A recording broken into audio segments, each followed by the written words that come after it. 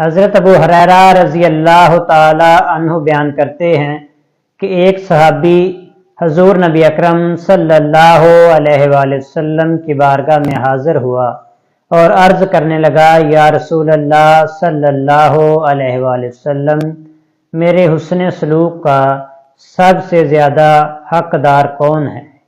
تو آپ صلی اللہ علیہ وآلہ وسلم نے ارشاد فرمایا، تمہاری ماں۔ پھر اس صحابی نے عرض کی، پھر کون؟ تو آپ نے فرمایا، تمہاری ماں۔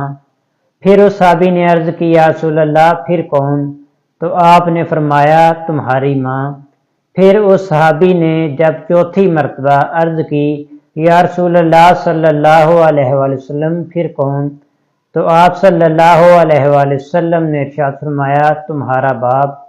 ایک اور روایت میں ہے کہ حضور نبی اکرم صلی اللہ علیہ وآلہ وسلم کی بارگاہ میں ایک صحابی نے حاضر ہو کر جہاد پر جانے کے لیے اجازت طلب کی، تو حضور نبی اکرم صلی اللہ علیہ وآلہ وسلم نے ارشاد فرمایا، کیا تمہارے والدین زندہ ہیں؟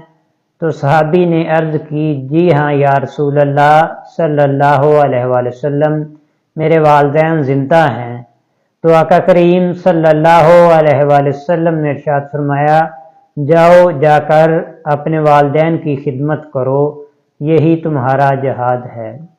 تو اس لیے ہمیں بھی چاہیے کہ ہم بھی اپنے والدین کی ہمیشہ خدمت کرتے رہیں، کیونکہ اس میں اللہ تعالیٰ نے ہمارے لیے بہت اجر و ثواب رکھا ہے۔